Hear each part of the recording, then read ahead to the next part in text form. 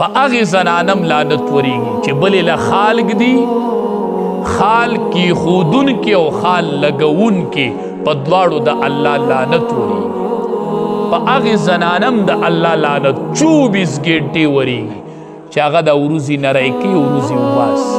دیدیم خلقت بدلی که نه بدلی پتم نه لګي چې د دې صورت څنګه دا وروځې چې نری کوي او وباسي 24 ګنټې په دې زنانه د الله لعنت ورېږي.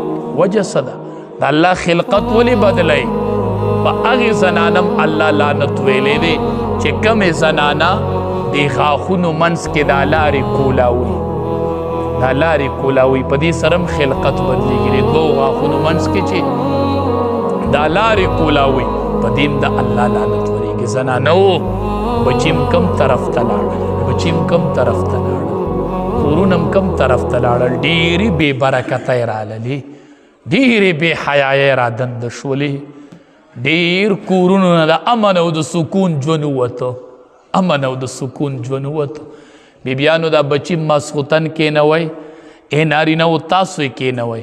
د یو صحابي واقعه ورته ماسخوتن بیانوئ. دې کورونو کې حالت بل طرف ته روان دی. یو عالم وی سکول کې مې واړه ودرول، وی ته به څه جوړېږې؟ ته وی یو هلک پکې ودرېد، وی چې زه به صحابي جوړېږم. مې چې بچیه ته صحابي پیژنې؟ صحابي خو چې نبی علیه السلام یې لیدلی، په هغه ایمان راوړی او په حالت د ایمان کې د دنیا نه تلی. ما ته وی چې نور یې نه پیژنمه، خو کور راته هره ورځ هره شپه د صحابي قصه بیانېږي چې په صحابو مین شوی، ما ځکه وی چې صحابي به جوړېږم. نن ته د بچو نه تپوس کوئ څه به جوړېږي، څه به جوړېږي؟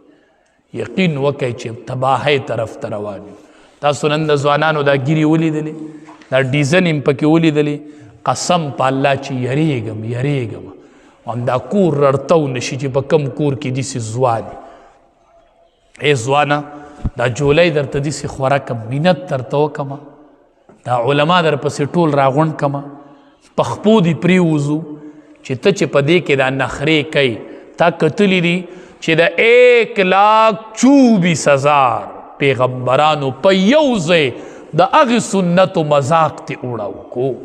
ته لا په کور کې ناسې، پلاره ته داسې زوی کور کې پرېږدې، ځوان دا کور رړتو نشي چرته. د کور نه به د بېدینۍ اډه جوړه شي، اډه اډه. دا ته څه کوې؟ بچیا وای په کم طرف رواني؟ ما ورکوي، دا مور دې ورکوي، دا بچي ورکوي، دا خاندان ورکوي. ته چې دا قینچي رالی او د 1,24,000 پیغمبرانو د سنتو په یو ټیم مذاق اړاوی، زه به خدای له جواب څه ورکوم؟ ته به میدان محشر کې څنګه د پیغمبرانو مخې له ورځي؟ ته به د امام الانبیا مخې له ورځي؟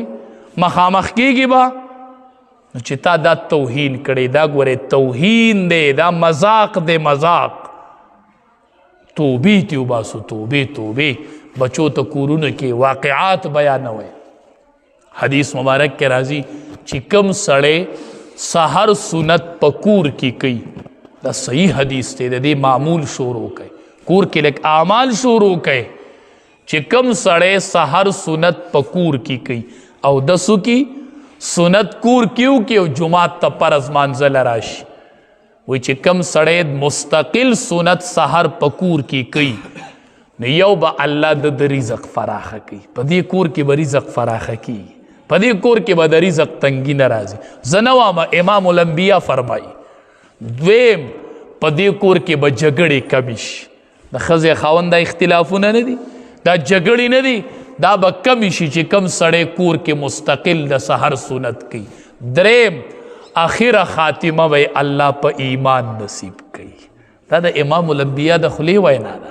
سحر سنت کور کې کوي، رزق به پراخه کیږي، جګړې به کور کې کمیږي او الله به آخره خاتمه په ایمان نصیب کوي. پلارانو میندو کور کې تهجد کوئ چې دا بچی ما واز اوري، چې بچی په ډډه اوړي چلته پلار په تهجد ولاړي، چې بچی په ډډه اوړي چې موري په تهجد باندې ولاړي. میندو سوال درته کوم، سوال درانه لباسونه په ځان راواړوئ. د بچو لږ فکر شروع کوئ.